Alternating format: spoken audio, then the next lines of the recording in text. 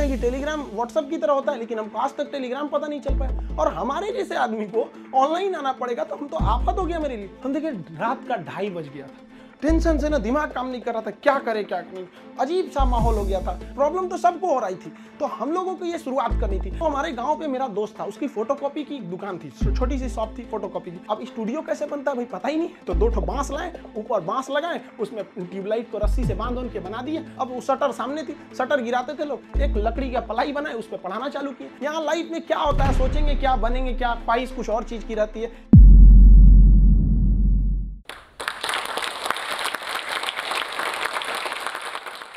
जय हिंद।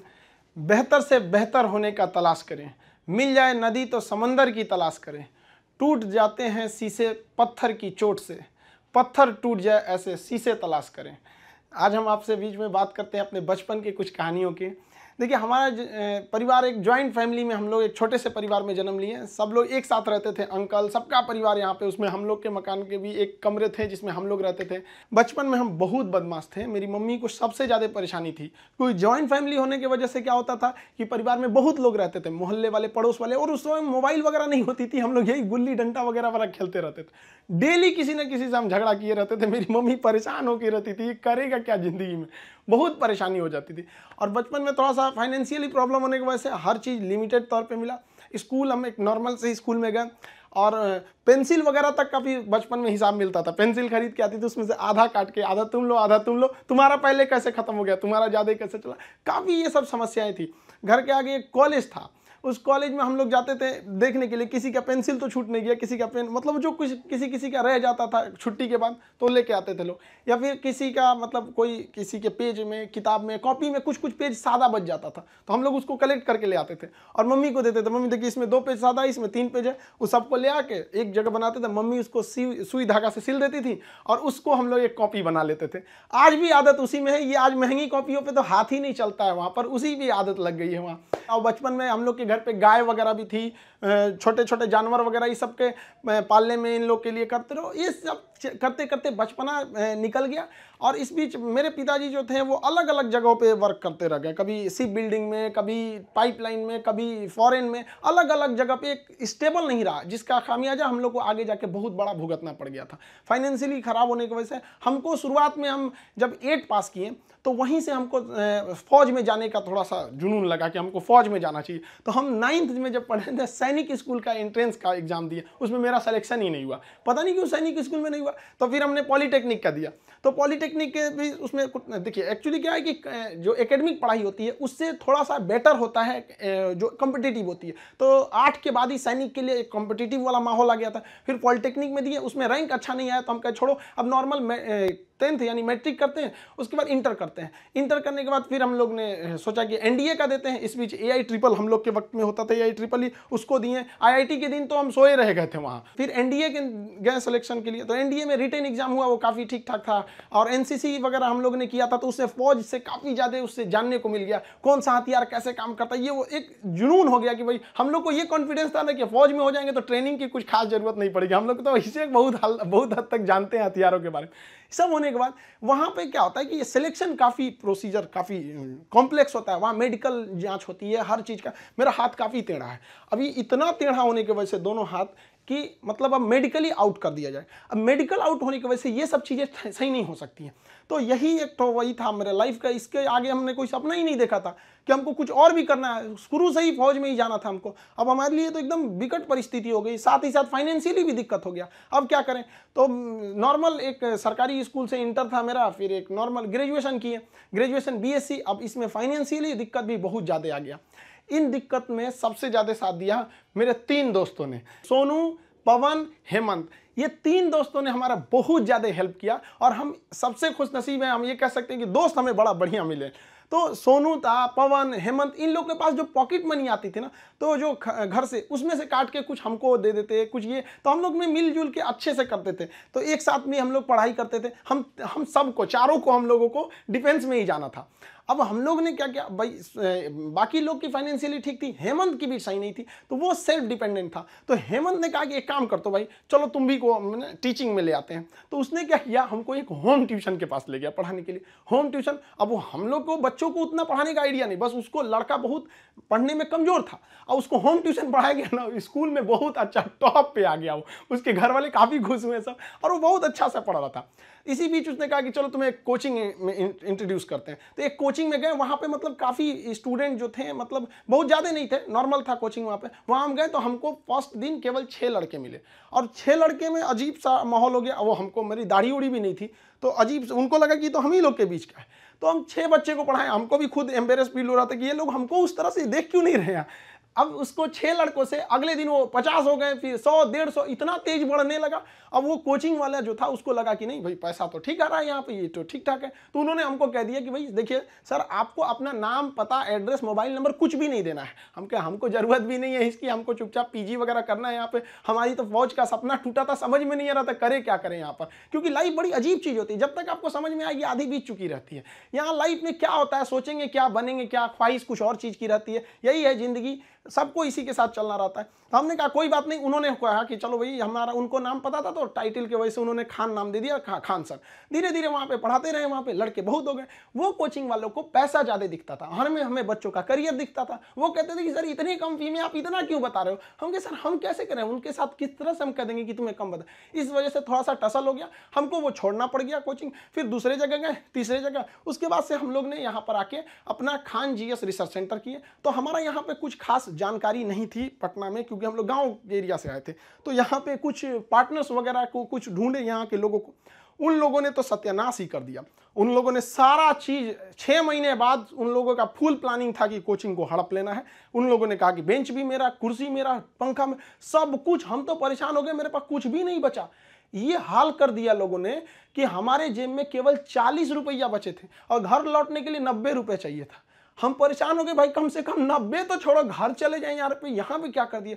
कोई दिमाग काम नहीं कर रहा था। तो गंगा के किनारे हम बैठे थे शाम के वक्त में, टेंशन में। यहाँ पर सोचे कि अब टेंशन में जाएंगे, अब रूम। तो यहाँ से जब रूम पे गए, वहाँ पे पता चला वो दरवाजा खटखटाए तो कोई खोल ही नहीं रहा था। बड़ा देर बाद खोले तो मुझे कहाँ थे, हम कहे यहीं पे नदी बैठे थे, टेंशन में थे थोड़ा सा। कहे कितना टाइम हो रहा है, हम कहे यही 7-8 बज रहा होगा। तो उन्होंने कहा कि घड़ी देखो। हम देखे रात का 2:30 बज गया था। टेंशन से ना दिमाग काम नहीं कर रहा था, क्या करे क्या नहीं, अजीब सा माहौल हो गया था। अब हमको समझ में आ गया कि भाई हमारे पास केवल 40 बचा है, यानी ऊपर वाला हमको रोक रहा है यहाँ पर किसी ना किसी वजह से, तो हमें रुकना चाहिए। अब फाइनली हमने भी डिसाइड कर लिया कि अब हमको अपने फिर से एक नई शुरुआत करनी है। इस बीच हमको एक अनुभव मिला कि भाई सब पे आप आंख बंद करके भरोसा नहीं कर सकते।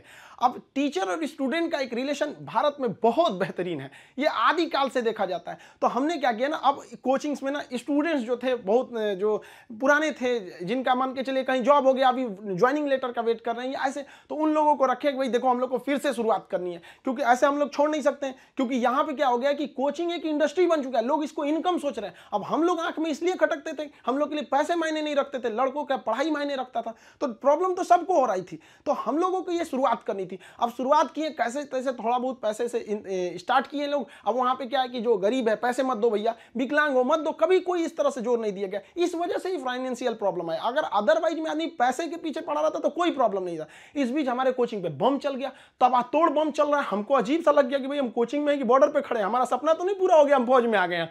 दीजिए देख रहे हैं पूरा अफरा तफरी मचा हुआ है बम से। इतनी तबाही हो गई, हमको मतलब एकदम लास्ट में आ गए कि हमको अब लगता है यहाँ से छोड़ देना पड़ेगा। फिर लड़कों ने कहा कि सर आप हाँ हिम्मत मत हारिए। हमारे कोचिंग में, हमारा जो कैंपस है इसके अगल बगल में 17 कोचिंग है, सबका शटर बंद हो गया, सब लोग भाग गए लोग। हम लोग अकेले, भाई कम से कम कोई पूछते भी आता तो कम से कम एक सहानुभूति लगती है। लेकिन लड़के आए, लड़कियां तक आई कि सर कोई बात नहीं आप खोलिए, हम लोग चल पढ़ेंगे लोग, यहाँ कितनों बम चले यहाँ पे। तो हम क्या किए, पूरे कैंपस में मेरे कोचिंग पे सुबह में बम चला था, शाम वाले बैच में पूरे फुल प्लेजेड से स्टूडेंट आए थे, और जो बच्चे पढ़ रहे थे उसके अगले बैच के बच्चे नीचे खड़े होकर कह रहे थे कि अगर बम चलेगा तो पहले हमारे ऊपर बम चलेगा, कोचिंग को कुछ नहीं होने देंगे। बहुत हेल्प हुआ हमको यहाँ पर, बच्चों ने ही हमको बहुत ज्यादा सपोर्ट किया। और धीरे धीरे ऊपर वाला सबको देखते रहता है, क्योंकि हम लोग हम दूसरे के सीसीटीवी कैमरे से बच सकते हैं, ऊपर वाले के सीसीटीवी कैमरे से नहीं बच सकते हैं। और अचानक साथ मिला, सारे बच्चे देखते देखते हमने बच्चों के लिए लाइब्रेरी भी डाला, वो पटना का सबसे बड़ा लाइब्रेरी हो गया, फिर कोचिंग बड़ा हो गया, सब कुछ सही हो गया, लड़कों का रिजल्ट आने लगा, सारे लड़के खुश हो गए। और खास करके उस बैच के लड़के जो पढ़ रहे थे और जिनके पास बम्बार्डमेंट हुई थी, वो भी उनके लिए पहला अनुभव था। सब डर गए थे कि आखिर क्या हो रहा है, और देखते देखते सब कुछ सही हो गया। तब तक अचानक बीच में आ गया कोरोना, और कोरोना ने लॉकडाउन किया और सब चीज़ घर के अंदर हो गया, और हम लोग के लिए एकदम नया अनुभव। और नॉर्मल जब कोरोना होगा, शुरुआती लॉकडाउन इतना स्ट्रिक्ट था, पता चला कि अब तो आपको ऑनलाइन ही पढ़ाना पड़ेगा। और हमारी जैसे ऑनलाइन आदमी को ऑनलाइन कुछ पता ही नहीं, फेसबुक चलाने नहीं आता हमको, सुनते हैं कि टेलीग्राम व्हाट्सएप की तरह होता है, लेकिन हमको आज तक टेलीग्राम पता नहीं चल पाया। और हमारे जैसे आदमी को ऑनलाइन आना पड़ेगा, तो हम तो आफत हो गया मेरे लिए। तो हमारे गांव पे मेरा दोस्त था, उसकी फोटोकॉपी की दुकान थी, छोटी सी शॉप थी फोटोकॉपी की। अब आप समझ सकते हैं फोटोकॉपी की दुकान पे क्या इंफ्रास्ट्रक्चर, कितनी बड़ी बिल्डिंग तो होगी नहीं, छोटा सा जगह था। अब वो शटर सामने थी, शटर गिराते थे लोग, एक लकड़ी का पलाई बनाए, उस पर पढ़ाना चालू किए। पता चला सामने से पुलिस की गाड़ी जाती थी, तो शटर के अंदर हम लोग पड़े हैं, पसीना हो रहा है, वैसे पुलिस का सायरन आ रहा है, आवाज आ रहा है। लड़के कह रहे सर कैसे वीडियो बना रहे हैं, कहाँ से बना रहे हैं, ना लाइट सही है ना आवाज सही है। हम कहे भाई हमको यही है जो है यहाँ पे। मेरा सारा सेटअप जो पढ़ाने का इंस्ट्रूमेंट होता है, जो पीछे पैनल लगे होते हैं पढ़ाने के लिए, वो सारा पटना में रह गया था, और हमारे गांव में ऐसी व्यवस्था नहीं थी। हम क्या करें। और जो 2020 का लॉकडाउन था, बहुत ही स्ट्रिक्ट लॉकडाउन था, तो उस लॉकडाउन में हमको आना था पटना, कैसे भी आने का कोई साधन नहीं था। तो हम ट्रक के क्लीनर बन के आए थे, खलासी जो होता है, ऐसे गंजी पहन के गमछा बांध लिए थे, चलो चलो चलो, ऐसे क्लीनर बन के आए यहाँ पे, खुद ही लोड किए, सब कुछ किए और लेके जाए। अब स्टूडियो कैसे बनता है भाई पता ही नहीं, तो 2 ठो बांस लाए, ऊपर बांस लगाए, उसमें ट्यूबलाइट को रस्सी से बांध के बना दिए, और वैसे ही पढ़ाना चालू किए लोगों को। अब वहाँ मेरे पास हर साधन आ गए पढ़ाने वाला, अब लोगों को समझ में आने लगा। धीरे धीरे धीरे धीरे लोग पसंद करने लगे यहाँ पे कि हाँ ये बात सही है। अब हमारे एक दिल्ली के हमारे एक मित्र हैं मिश्रा जी, उन्होंने सारा सेटअप किया कि ये कैमरा ठीक रहेगा, ये लाइटिंग ठीक रहेगी, ऐसे ऐसे सही रहेगा। उन्होंने बहुत बेहतर काम कर दिया, मेरे लिए अच्छा हो गया।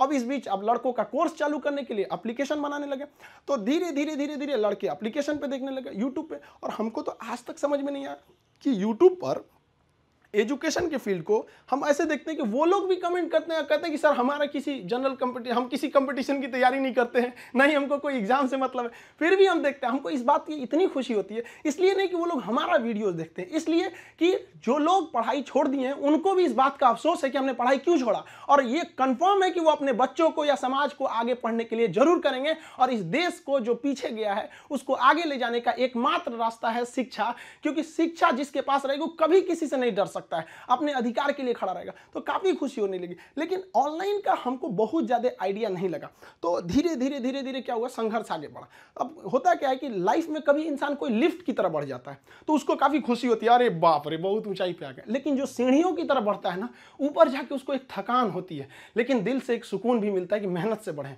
तो उसके लिए ऊंचाई बहुत मायने नहीं रखती है। तो जो लोग देखिएगा ना उतराने लगते हैं, अहंकार कर देते हैं, उस सबसे लिफ्ट से बढ़ा है सब वहां पे। तो जीवन में कभी किसी को अहंकार तो करना ही नहीं चाहिए यहाँ पर, और ना ही दूसरे की बुराई करनी चाहिए। दूसरे की बुराई से कोई फायदा नहीं मिलता है, आपस में मिलजुल कर रहना चाहिए। बुझ जाते हैं कभी दिए तेल की कमी से भी, हर बार कसूर हवाओं का नहीं होता है। आखिर में हम आप सबसे यही कहना चाहेंगे कि ये दुख, ये दर्द, ये गम, ये सब तेरे अंदर है। तू खुद के बनाए पिंजड़े से बाहर निकल के देख, तू अपने आप में एक सिकंदर है। इस वीडियो के बारे में अपनी राय नीचे कमेंट सेक्शन में हमें बताएं और अपने दोस्तों के साथ ये वीडियो शेयर करना ना भूलें।